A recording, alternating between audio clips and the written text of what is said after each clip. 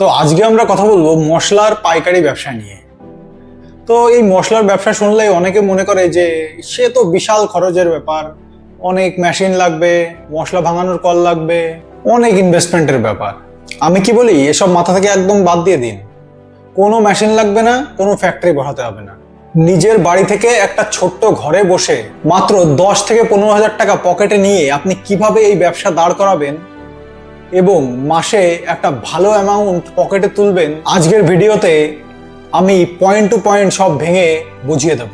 কোথা থেকে সস্তায় মাল কিনবেন, প্যাকেট কিভাবে করবেন এবং কোন দোকানে গিয়ে কি বলে জিনিসটি বেচবেন, সব কিছুই থাকবে আজকের এই ভিডিওতে। সো চলুন ভিডিও শুরু করা যাক। আচ্ছা, একটা কথা বলুন তো, আমাদের বাঙালিদের ঘরে এমন কোনো দিন যায় যে মশলা ছাড়া চলে? রবিবারের মাটন ভাত হোক অথবা ডাল তরকারি, সব কিছুতেই কিন্তু আমাদের মশলার প্রয়োজন হয়। মশলা ছাড়া আমাদের একদিনও চলে না। আর যে জিনিসের ডিমান্ড 365 দিন, সেই জিনিস কিন্তু সারা বছরেই বিক্রি হবে এবং এতে লস হওয়ার চান্সও অনেক কম। সো চলুন আগে ব্যবসার ফান্ডাটা বুঝি। সো পয়েন্ট নাম্বার 1, ব্যবসার ফান্ডাটা কি? সবার আগে আপনাকে বুঝতে হবে যে এই ব্যবসায় আপনার ঠিক কাজটা কি। আমরা কিন্তু এখানে মশলা গুঁড়ো করার কোনো ফ্যাক্টরি খুলছি না। আমরা যেটা করব সেটাকে বিজনেস লাইনে বলা হয় ট্রেডিং বা রিপ্যাকেজিং। ব্যাপারটা জলের মতো সোজা।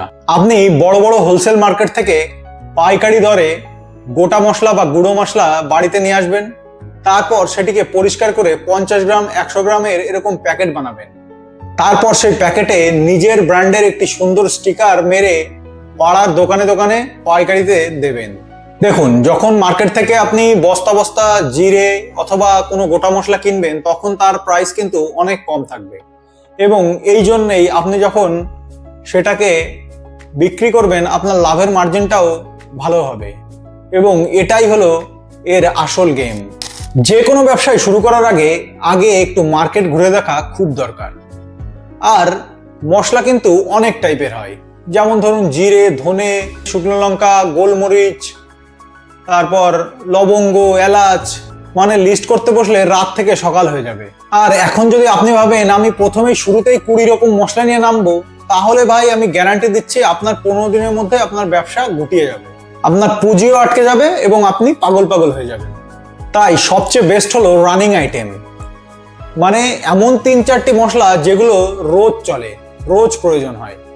যেমন ধরুন গোটা জিরে, গোটা ধনে এবং গোটা গোলমরিচ। এই যে আমি গোটা মশলা বললাম, গোটা মশলার একটা সুবিধা কি জানেন?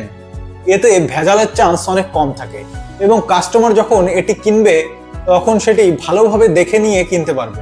এর সাথে আপনি চাইলে একটা গরম মশলার কম্বো বানাতে পারেন, যেটার প্রাইস আপনি 5 টাকা থেকে 10 টাকা রাখতে পারেন। এগুলি কিন্তু চায়ের দোকানে বেশ সুন্দর চলবে। আর গুঁড়ো মশলা যেমন হলুদ, লঙ্কার গুঁড়ো, এসব জিনিস প্রথম দিকে না ধরাই ভালো, কারণ এতে ভেজালের চান্স অনেক বেশি থাকে এবং যদি জিনিসটা খারাপ হয় তাহলে প্রথমেই আপনার বদনাম হয়ে যাবে। পয়েন্ট নাম্বার 3, সস্তায় মাল তুলবেন কোথা থেকে?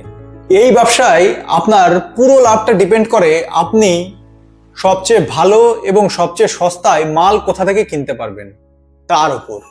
আপনারা যারা ওয়েস্ট বেঙ্গলে থাকেন তাদের জন্য মশলার সবচেয়ে সেরা হোলসেল মার্কেট হলো কলকাতার পোস্তা বাজার। ভাই, পোস্তা বাজারে এমন বড় বড় গদি বা আড়ত আছে যেখানে গুজরাট, রাজস্থান বা কেরালা থেকে লরি ভরে ভরে বস্তা বস্তা মাল আসে। আপনি একদিন সোজা সেই বাজারে চলে যান। বাজারে গিয়েই কিন্তু আপনি মাল কিনে নেবেন না, আগে 4-5টা দোকান ঘুরুন, রেট মেলান। জিরের দানা অনুযায়ী কিন্তু রেট ওঠানামা করে। শুরুতেই আপনার কিন্তু বস্তা বস্তা মশলা কেনার দরকার নেই। প্রথম দিকে আপনি 5 থেকে 10 কেজি দিয়ে শুরু করতে পারেন। আর আপনার যদি পোস্তা বাজারে যাওয়া সম্ভব না হয় তাহলে আপনার লোকাল যে হোলসেল মার্কেট আছে সেখান থেকেই প্রথমে মাল তুলুন। তবে লোকাল বাজার থেকে যদি আপনি মাল নেন তাহলে আপনার লাভের পরিমাণটা সামান্য একটু কমে যাবে, এটা কিন্তু মাথায় রাখবেন। এবার আসি পয়েন্ট নাম্বার 4, প্যাকেট করবেন কিভাবে? দেখুন, মাল তো ঘরে চলে এলো, এবার সেটাকে ভালোভাবে সাজাতে হবে, তো সেটাকে প্যাকেট করতে হবে। তো কারণ একটা কথা অবশ্যই মনে রাখবেন, जो दिखता है वही बिकता है। মানুষ যেটাকে দেখতে সুন্দর মনে করে সেটাই কিন্তু মানুষ কেনে। আর এই সুন্দর যাতে দেখা যায় তার জন্য প্যাকেজিং এর আমি 2টি উপায় বলে দিচ্ছি, তাও আবার সস্তায়। নাম্বার 1, পাতার প্যাকেট।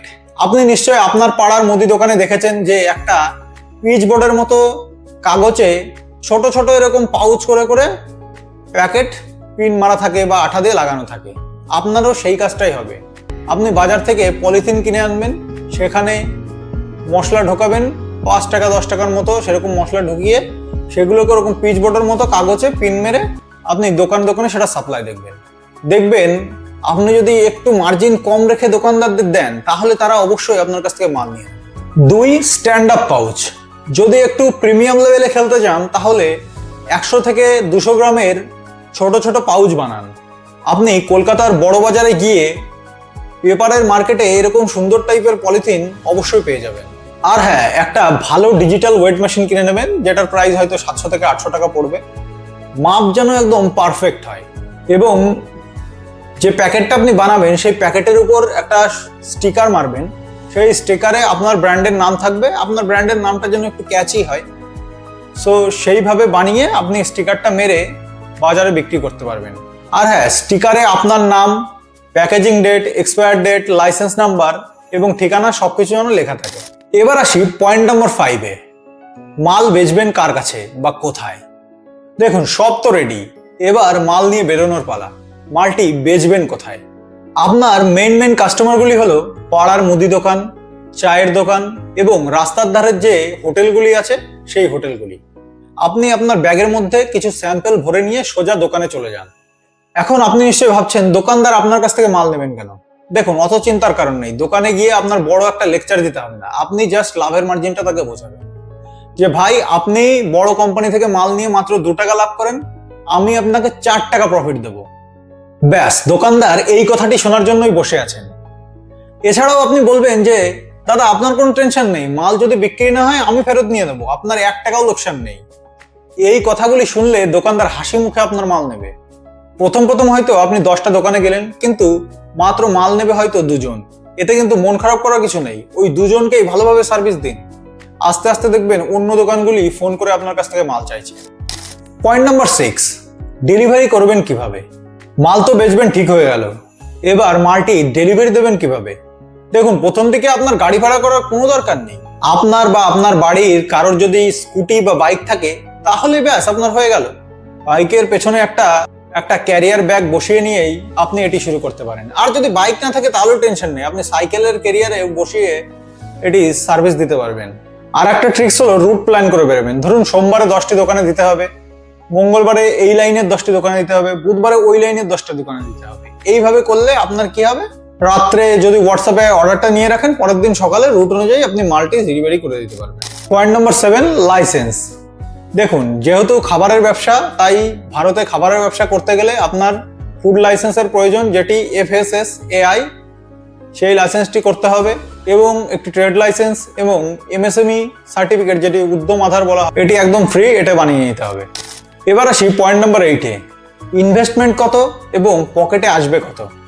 দেখুন, সব কিছু হলো, এবার আসি আসল কথায়, যে আপনার ইনভেস্টমেন্ট কতটা করতে হবে এবং আপনি লাভের মার্জিন কতটা পাবেন। শুরুতে আপনি যদি 10-15 হাজার টাকা দিয়ে শুরু করেন তাহলে কিন্তু আপনি ফাটিয়ে ব্যবসা করতে পারবেন।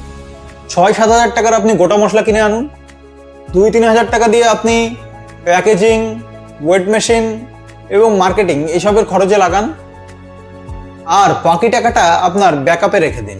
মশলার ব্যবসায় মার্জিন শুনলে আপনার মাথা খারাপ হয়ে যাবে। গড়ে 20 থেকে 50% লাভ থাকে। ধরুন, আপনি আপনার লোকাল হোলসেল মার্কেট থেকে জিরে 250 টাকা কেজিতে কিনলেন। ছোট ছোট প্যাকেট করে যদি আপনি সেগুলিকে বিক্রি করেন তাহলে 300 থেকে 350 টাকা কিলো হিসাবে ইজিলি বিক্রি করা সম্ভব। দোকানদারকে কমিশন দেওয়ার পরেও আপনার গড়ে লাভ 50 থেকে 70 টাকা অবধি কেজিতে থেকেই যায়। আর দিনে যদি কোনোভাবে 10 কেজি মাল বেচতে পারেন তাহলে দিনে 500 থেকে 700 টাকা ইনকাম করা আপনার কাছে কোনো ব্যাপারই হবে না। মাসে আপনি 15 থেকে 20 হাজার টাকাও ইনকাম করতে পারেন। আর ব্যবসা যদি একবার দাঁড়িয়ে যায় তাহলে তো লাখ টাকার গন্ডিও পার করে যেতে পারে। ভিডিও শেষ করার আগে কিছু সাবধানতার কথা বলে দিই। দেখুন, মশলার ব্যবসা হলো কাঁচামালের ব্যবসার মতো, এগুলির রেট ওঠানামা করে, তাই মার্কেটে অবশ্যই খোঁজ রাখবেন। আর একটা সমস্যা হলো বর্ষাকাল। বর্ষাকালে স্যাঁতসেঁতের কারণে মশলা কিন্তু ড্যাম ধরে যায় বা পোকা লেগে যায়, তাই মশলাটি এয়ারটাইট জায়গায় বা শুকনো পাত্রে রাখবেন। আর ভাই প্লিজ, বেশি লাভের চক্করে মালের কোয়ালিটি কিন্তু কখনোই কমাবেন না। কারণ একবার যদি আপনার মার্কেটে বদনাম হয়ে যায় তাহলে ওই বদনাম কিন্তু আপনি কিছু করে ঘোচাতে পারবেন না। সততা আর কোয়ালিটি, এই দুটিই হলো আপনার ব্যবসার আসল মূলধন। তো বন্ধুরা, এই ছিল মশলার ব্যবসার A to Z গাইড। বিশাল কোনো কিছু ভাবার দরকার নেই, আপনি ছোট থেকে শুরু করুন। মাত্র 10 থেকে 15,000 টাকা দিয়ে শুরু করুন এই ব্যবসাটি। কে জানে, কাল হয়তো এটা 10 লাখে গিয়ে পৌঁছাতে পারে। শুধু মাঠে নামুন আগে। সো ভিডিওটা যদি আপনার একটুও কাজে আসে তাহলে অবশ্যই লাইক করে দেবেন, আর যদি ভালো লেগে থাকে তাহলে অবশ্যই সাবস্ক্রাইব করে দেবেন। দেখা হচ্ছে পরবর্তী আরেকটি ভিডিওতে। ততক্ষণের জন্য ভালো থাকবেন, ধন্যবাদ।